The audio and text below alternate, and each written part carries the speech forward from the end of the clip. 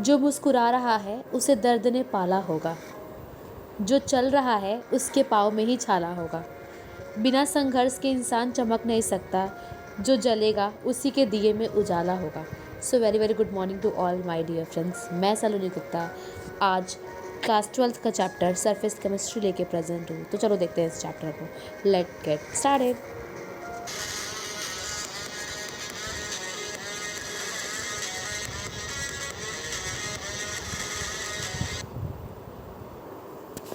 तो देखते हैं सरफेस केमिस्ट्री को हम लोग। ठीक है, देखो सबसे पहले ये समझना ज़रूरी है कि सरफेस केमिस्ट्री होता क्या है।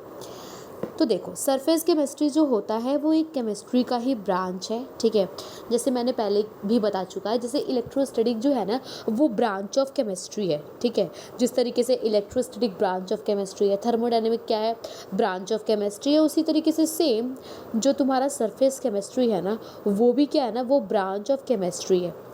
तो अब बात आती है कि हम सरफेस केमिस्ट्री में पढ़ते क्या हैं। ठीक है, बहुत लोग ये सोचते होंगे कि अच्छा तो हम सरफेस केमिस्ट्री में पढ़ते क्या है। देखो सरफेस केमिस्ट्री में हम लोग पढ़ते हैं ना कि जो भी फिनोमिनाज हमारे सरफेस पे होती है ना, हम लोग कह सकते हैं कि जो भी फिनोमिना इस दुनिया में, जो भी फिनोमिना सरफेस पे होती है उसको हम लोग पढ़ते हैं सरफेस केमिस्ट्री के अंदर। ठीक है, अब यहाँ पे ना आपको सरफेस की जगह एक नया टर्म लिया हुआ है। वो टर्म क्या है, इंटरफेस। ठीक है, मैं लिख देती हूँ एक बारी, क्योंकि आप इंटरफेस और इंटरफेरेंस में कंफ्यूज हो जाओगे। इंटरफेरेंस हमने फिजिक्स में पढ़ा था, इंटरफेस हम यहाँ पढ़ेंगे। देखो मैं लिख रही हूँ इंटर और ये फेस है। ठीक है, तो इंटरफेस पे जो भी फिनोमिना, हम यहाँ पे क्या कहेंगे कि इंटरफेस पे हमारी जो भी फिनोमिनाज होती हैं उसको हम लोग पढ़ेंगे सरफेस केमिस्ट्री में। आप ये भी कह सकते हो कि जो इंटरफेस होता है और जो सरफेस होता है वो सेम है। ठीक है, तो अब कैसे समझोगे कि इंटरफेस होता क्या है। एक बार देखो इंटरफेस होता क्या है। जैसे देखो यहाँ पर क्या है, यहाँ पे हम कह सकते हैं कि इंटरफेस का डेफिनेशन है at the boundary separating two bulk phase, यानी कि वो बाउंड्री जो कि सेपरेट आउट कर रही है दो बल्क फेस को। कैसे, देखो मेरे पास क्या है, यहाँ पे गैसेस हैं। ठीक है, ये क्या है, गैसेस है, तो ये एक बल्क फेज हो गया। ठीक है, गैसेस जो है वो एक बल्क फेज हो गया। ये क्या दिख रही है, सॉलिड दिख रही है, तो ये दूसरा वाला बल्क फेज हो गया ना, दो बल्क फेज। तो जो दो बल्क फेज को सेपरेट कर रही है ना उसको हम लोग बोलेंगे क्या, इंटरफेस। यानी कि जो ये वाली पार्ट दिख रही है, यानी कि दोनों के बीच में, यानी कि ये गैस और सॉलिड दोनों के बीच में ये पार्ट है, दोनों को ये पार्ट अलग कर रहा है, उसको हम लोग बोलेंगे इंटरफेस या सरफेस। और इसी पर जो भी हमारी प्रोसेसेस होती हैं उसको हम लोग पढ़ते हैं सरफेस केमिस्ट्री में। ठीक है, अब यहाँ पे अगर समझ में नहीं आया तो मैं एक और एग्जांपल देकर बताती हूँ। चलो देखो, तो ये देखो, ठीक है, यहाँ पर देखो, यहाँ पे मैं क्या कर रही हूँ, यहाँ पे मैंने एक वेज़ल के अंदर क्या कर लिया, पानी को भर लिया है। यानी कि ये मेरा क्या है, सिंपल सी चीज़ें हैं, ये मेरा वाटर है। ठीक है, वाटर मतलब लिक्विड है, मैं इसको लिक्विड भी तो लिख सकती हूँ ना, ऑफ कोर्स लिख सकती हूँ।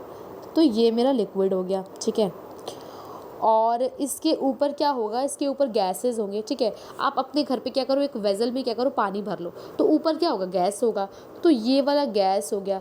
तो ये मेरा दूसरा वाला बल्क फेज़, यानी कि पहला बल्क फेज़ वाटर हो गया और सेकंड बल्क फेज़ हो गया सेकंड बल्क फेज़ हो गया गैस। ठीक, अब दो बल्क फेज़ को ज़रा ध्यान दो कि कौन सी बाउंड्री सेपरेट आउट कर रही है, कौन सी बाउंड्री क्या कर रही है, सेपरेट आउट कर रही है। यानी कि ये वाला पार्ट देखो, ज़रा ध्यान से इस पार्ट को देखो जिसको मैं ग्रीन कलर से कर रही हूँ। ये जो बाउंड्री तुम लोग को दिख रही है ना वो क्या कर रही है, वो दोनों बल्क फेज़ को सेपरेट आउट कर रही है, यानी दोनों बल्क फेज़ को अलग अलग कर रही है, और इसी को हम लोग बोलते हैं इंटरफेस। और यही पे जो फिनोमिनाज होती हैं, जो भी फिनोमिना जैसे कि क्रिस्टलाइजेशन होता है, कोरिजन होता है, डिसोल्यूशन होता है, ये सारी फिनोमिनाज कहाँ होती हैं, सरफेस पे होती हैं। और इन सबको हम कहाँ पढ़ते हैं, सरफेस केमिस्ट्री में पढ़ते हैं। अब चलो मैं एक नया टर्म इंट्रोड्यूस करती हूँ, दैट इज़ एडजॉर्प्शन। ठीक है, अब तुम लोग बोलोगे क्या, तो देखो मैं लिख देती हूँ यहाँ पे, दैट इज़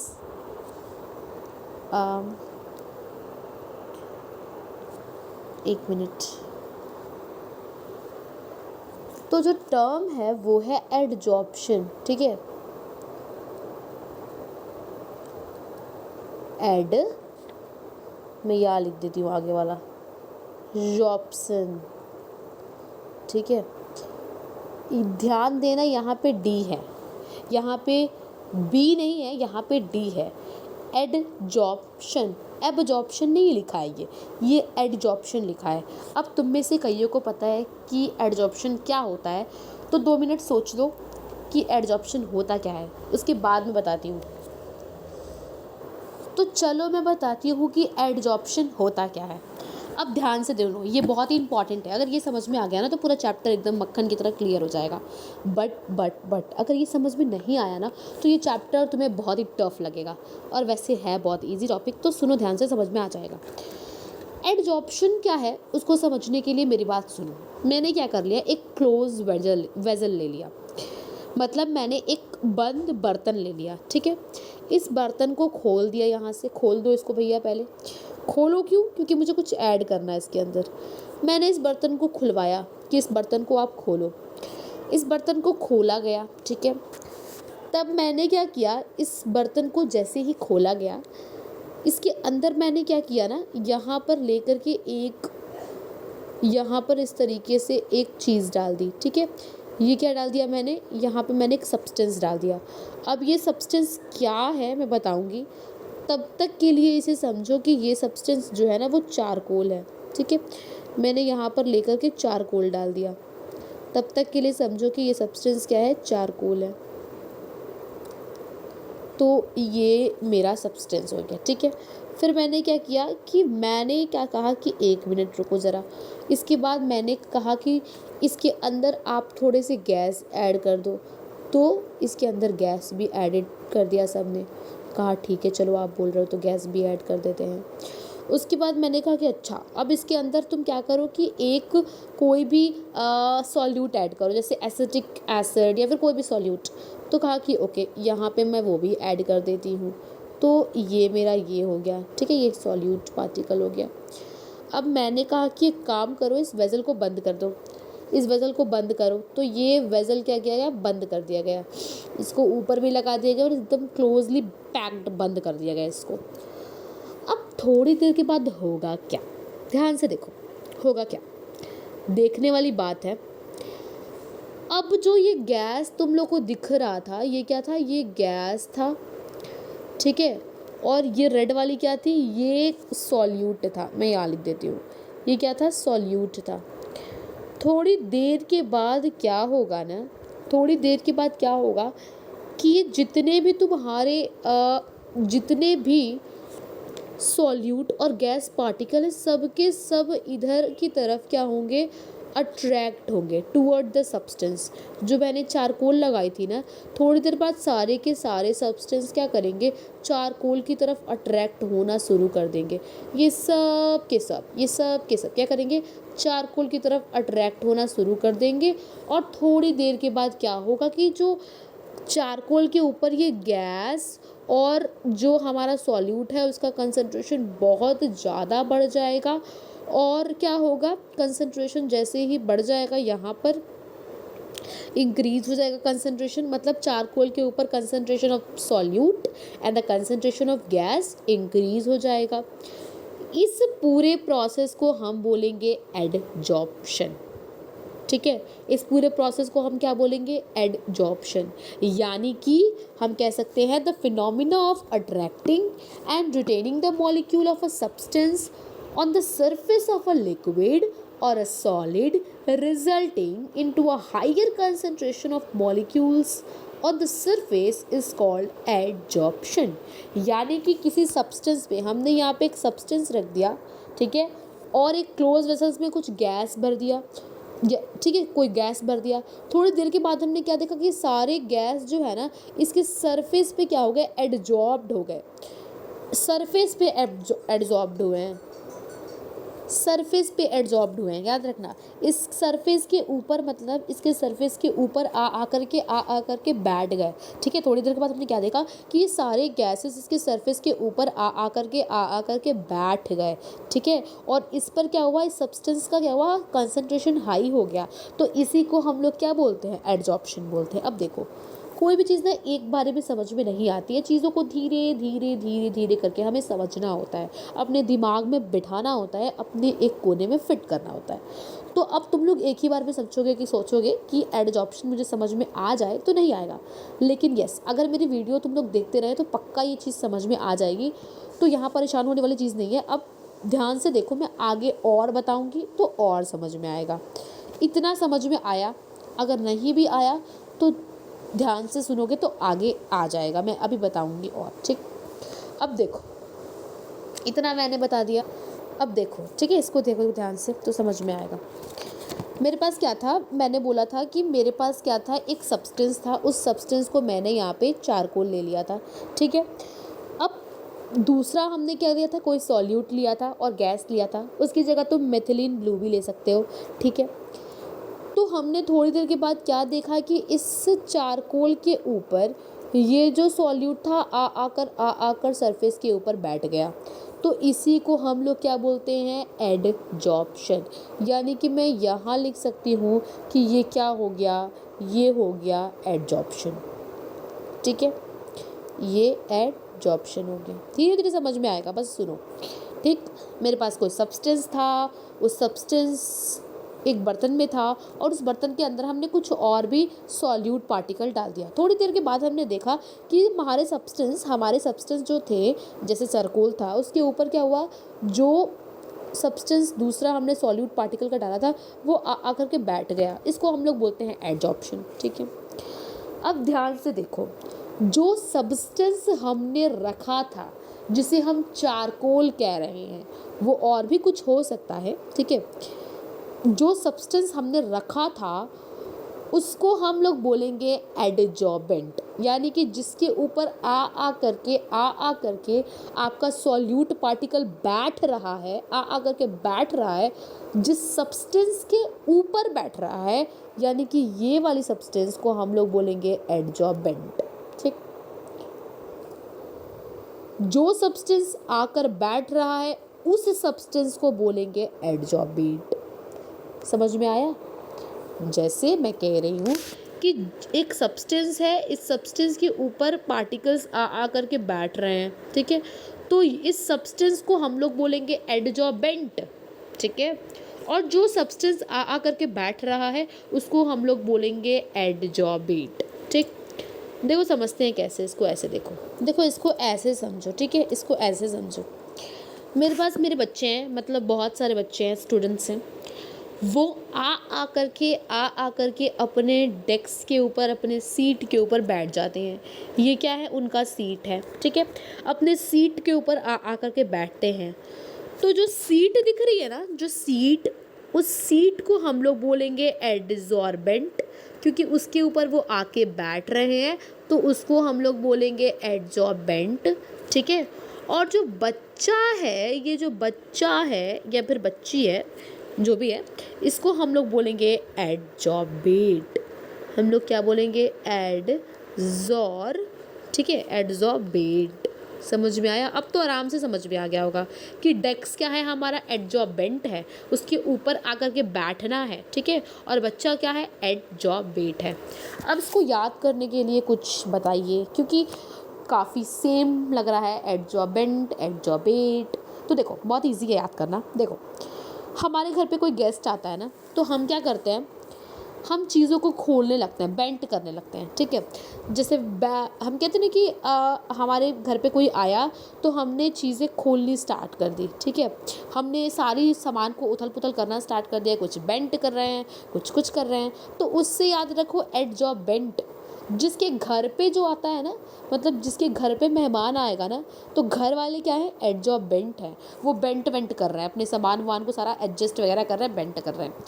और जो आता है, जैसे जो मेहमान आएगा तो वो क्या करेगा, खाएगा पिएगा, चला जाएगा, बैठेगा, ऑफ कोर्स बैठेगा। तो बैठेगा तो जो आ रहा है वो क्या है, मेहमान है, तो उसको हम लोग बोलेंगे एडजॉर्बेट। और जिसके घर पे आएगा उसको क्या बोलेंगे, एडजॉर्बेंट। तो ये काफ़ी इजी है, अगर तुम लर्न करना चाहो तो इसे कर सकते हो। अब ध्यान से देखो ये 3 क्यूब्स को। अब मेरा एक क्वेश्चन होगा, बहुत छोटा सा, बहुत प्यारा सा। देखो क्या क्वेश्चन ये है कि तुम लोग ये बताओ कि जो हमारा एडजॉर्प्शन है वो ज़्यादा यहाँ होगा कि ज़्यादा इस पर होगा कि ज़्यादा इस पर होगा। यानी कि फर्स्ट, सेकंड, थर्ड में से एडजॉर्प्शन का प्रोसेस सबसे ज़्यादा कहाँ पर होगा। तो जल्दी से इसका आंसर कौन देगा, जल्दी बताओ फर्स्ट, तब तक मैं ये मिटा दूँ। तो चलो अब मैं ही देती हूँ इसका आंसर कि होगा किस पर ज़्यादा एडजॉर्प्शन का प्रोसेस।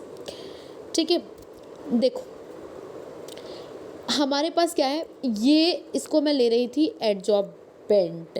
ठीक है, मैं इसको क्या ले रही थी, एडजॉर्बेंट है ये हमारा।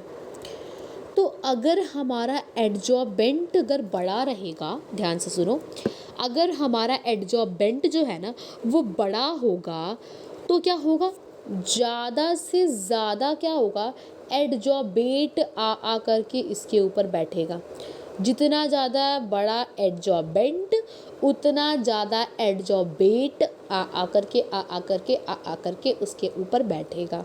ठीक है, अगर ये थोड़ा सा छोटा है तो इस पे 4 अगर बैठ रहे थे तो इस पर 3 बैठेंगे। ठीक है, इस पर 3 बैठेंगे। ये तो और छोटा है तो सपोज इस पर 1 ही बैठ रहा है। तो अब तो तुम लोग इजीली बता सकते हो कि एडजॉर्प्शन ज़्यादा किस पे होगा। एडजॉर्प्शन ज़्यादा नंबर 3 पे होगा। क्यों? क्योंकि इसका सरफेस एरिया ज़्यादा है और सरफेस एरिया ज़्यादा होने की वजह से एडजॉर्बेट ज़्यादा आ करके बैठेंगे और जितने ज़्यादा एडजॉर्बेट बैठेंगे उतना ज़्यादा एडजॉर्प्शन होगा। ठीक है, तो हम कह सकते हैं कि greater is the surface area of adsorbent, greater is the adsorption. ठीक है, ये बहुत ही सिंपल सी चीज़ थी, पर हाँ इसको समझना पड़ेगा। चलो अब देखते हैं हम। देखो ये तो पता चल गया कि सरफेस एरिया ज़्यादा होगा तो हमारा एडजॉर्प्शन का जो प्रोसेस है ना वो ज़्यादा होगा। तो सब ये सोचते हैं कि अच्छा तो हम सरफेस एरिया ज़्यादा कैसे करें। अगर सरफेस एरिया ज़्यादा होने पे एडजॉर्प्शन ज़्यादा हो रहा है तो हमें तो सरफेस एरिया ज़्यादा करनी है। तो सरफेस एरिया हम ज़्यादा करें कैसे, करते ऐसे हैं कि सब्सटेंस को हम पोरस बना देंगे। हम क्या करेंगे, सब्सटेंस को हम क्या करेंगे, पोरस बना देंगे। ठीक है, सब्सटेंस को क्या करेंगे हम, पोरस बना देंगे। यानी इसको हम क्या करेंगे, इसमें हम पोर कर देंगे। हम इसमें क्या कर रहे हैं, पोरस। ठीक है, यानी कि जैसे ही हम इसमें पोर कर देंगे ज़्यादा से ज़्यादा एडजॉर्बेट आ करके इस पर बैठेगा और उतना ज़्यादा क्या होगा, हमारा एडजॉर्प्शन होगा। हम सरफेस को रफ़ भी कर सकते हैं। देखो यहाँ सब्सटेंस रफ़ कर दिया गया है, रफ़ सरफेस होगा तो भी हमारा सरफेस एरिया इंक्रीज हो जाता है। हम सरफेस एरिया को क्या कर सकते हैं, स्फेरिकल भी कर सकते हैं। अगर हमने सरफेस एरिया को स्फेरिकल कर दिया ना, तो आप मैथ्स के स्टूडेंट हो, आप जानते हो इजीली कि अगर सरफेस एरिया स्फेरिकल होता है तो ज़्यादा सरफेस, मतलब अगर एक सरफेस एरिया स्क्वायर है और एक सरफेस एरिया रेक्टेंगल है और अगर एक सरफेस एरिया स्क्वायर है तो स्फेरिकल है, एक स्क्वायर है, एक रेक्टेंगल है, एक स्फेरिकल है, तो सबसे ज़्यादा उसमें सरफेस एरिया किसकी होगी। तो आप देखोगे कि सरफेस एरिया अगर आप चीज़ों को स्फेरिकल कर देते हो तो भी बढ़ जाती है सरफेस एरिया। ठीक है, तो आप इससे भी कर सकते हो, मतलब स्फेरिकल करके भी आप कर सकते हो। अब देखो इस चीज़ को देखो और बताओ ये है क्या। तो ये है कुछ एग्जाम्पल ऑफ एडजॉर्बेंट। बेंट बोल रही हूँ, याद रखना, एडजॉर्बेंट।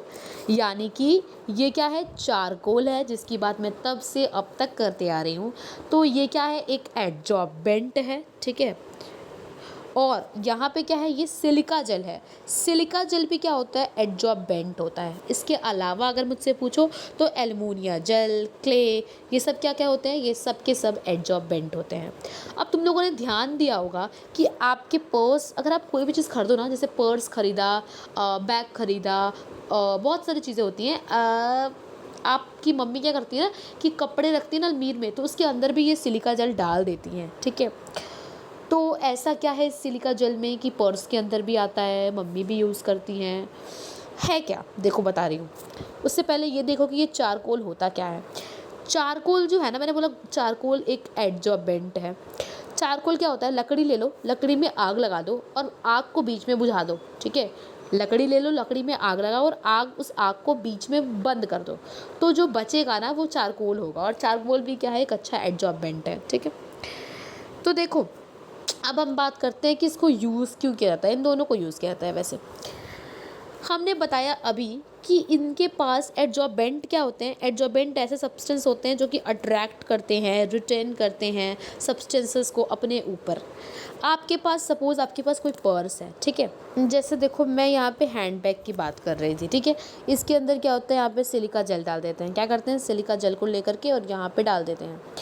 अब सिलिका जेल करता क्या है, आपको पता है कि आपके पर्स के अंदर अगर थोड़ा सा भी कोई मॉइस्चर चला जाए तो आपका पर्स ख़राब हो जाता है, ठीक है। आप अपने पर्स के, अपने मम्मी का पर्स लो और उसके अंदर आप पानी डाल दो, 10 दिन के बाद देखना जो पर्स की हालत होगी ना, वो देखने लायक भी नहीं होगी, ठीक है। तो प्लीज़ मत करना इसको, मैं बता रही हूँ। तो होता क्या है, उस चीज़ से बचाने के लिए, मतलब आपके जो ऐसे भी एटमॉस्फेयर में कुछ ना कुछ मॉइस्चर होता है, तो वो मॉइस्चर क्या चला जाता है, बैग के अंदर चला जाता है। तो बैग तो ख़राब हो जाएगा, अगर मॉइस्चर चला गया तो सड़ जाएगा बैग। तो उसके लिए हम डाल देते हैं सिलिका जेल। अब होता क्या है, जो भी वाटर के मॉलिक्यूल हैं, जो भी मॉइस्चर के मॉलिक्यूल हैं, वो आ करके इस सिलिका जेल के ऊपर एडजॉर्ब्ड हो जाएंगे, आ करके इस सिलिका जेल के ऊपर बैठ जाएंगे, ठीक है। तो आपका जो बैग है वो ख़राब नहीं होगा, इसीलिए यूज़ करते हैं सिलिका जेल, ठीक है। बैग अलमीर में भी इसीलिए यूज़ करते हैं कि कपड़े ख़राब ना हो, कपड़ों में पानी पड़ जाएंगे तो कपड़े ख़राब हो जाएंगे।